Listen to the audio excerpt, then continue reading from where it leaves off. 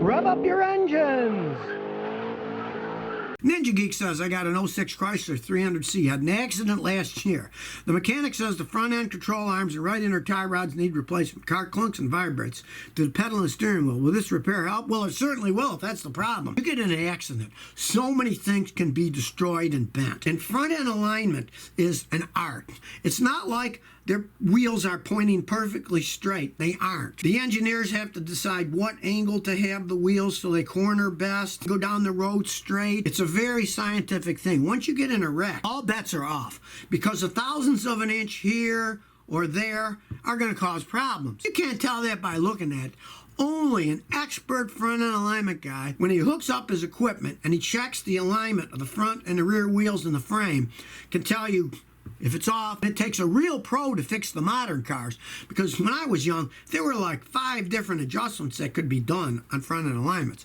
Now, a lot of times, the only thing that they have adjustments for is the toe in, the toe out. The tie rod arms are adjustable to make it sit in or out a little bit, and everything else is set in place. So a real pro alignment guy, what he does is, if it's off some and some of the frames are maybe bent slightly, he'll drill holes where the struts bolt on so he can adjust that back and forth inside it. A real pro can do that. That's why you need to know a good alignment guy if you ever get a car that's in a wreck. My advice personally, any cars when they're in wrecks, you better just get rid of them. If you have to get them fixed and sell them, but don't keep them, because generally there's problems from now till you get rid of the car if they're in any kind of a serious wreck to cause that kind of damage. Sage Hippolyte says, hey Scotty, what causes cars RPM to go down when in idle when an electrical load is applied, like power windows? Very good question.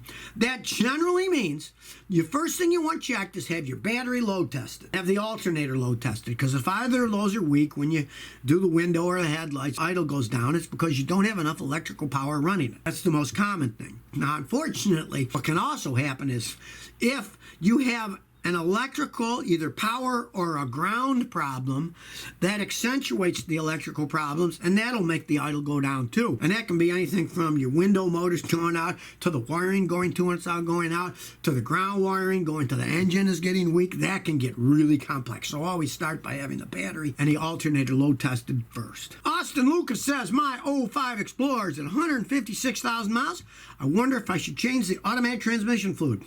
I don't know if the previous owner did. It's slightly clunky when it downshifts uphill at 50. It's a 14-year-old Ford. It's got 156,000 miles. I would not touch it if you don't know the history. They shift by fluid pressure and the friction in the fluid. A lot of times it's only the dirty fluid that's allowing them to go down the road, and if you put new fluid in, they start slipping. I would leave that alone. I would just leave it alone, because from my experience of those things, it's an Explorer. It's got 156,000 miles. That's about the lifespan of those transmissions, so I wouldn't push it. I would just baby it and drive it. Gadil R says, should I buy spark plugs at Toyota dealer or Napa? You can buy spark plugs wherever you want. My advice, I've got a whole video on it, what spark plugs should you put in your car, is to stick to the OEM. Now, the Toyotas generally come with nip and denso plugs. You can buy nip and denso plugs at Napa. It doesn't matter. Toyota does not make spark plugs. Now, I know some of Toyotas, if you take out the old spark plugs, it says Toyota on them. But Toyota doesn't make spark plugs. They just played nip and denso to write Toyota on those spark plugs.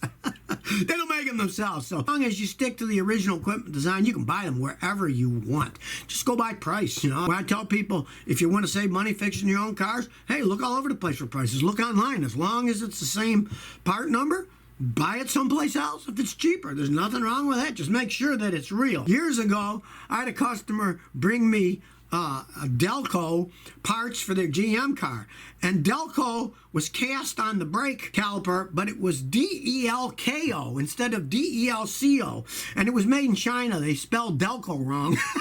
So you gotta watch out for that. Donna Koo says, are there torque wrenches under your couch? Hey, good views from the other ones. Yeah, I got a couple of torque wrenches under the couch. I had a contest a while back, and I'm giving them away, so. Pretty good eyes, you know. People are watching everything I do, you know. Good thing the cameras aren't all the time. This isn't one of those reality shows like Big Brother where they're supposed to be following you around, you know.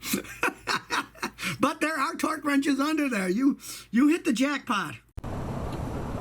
So if you never want to miss another one of my new car repair videos, remember to ring that bell.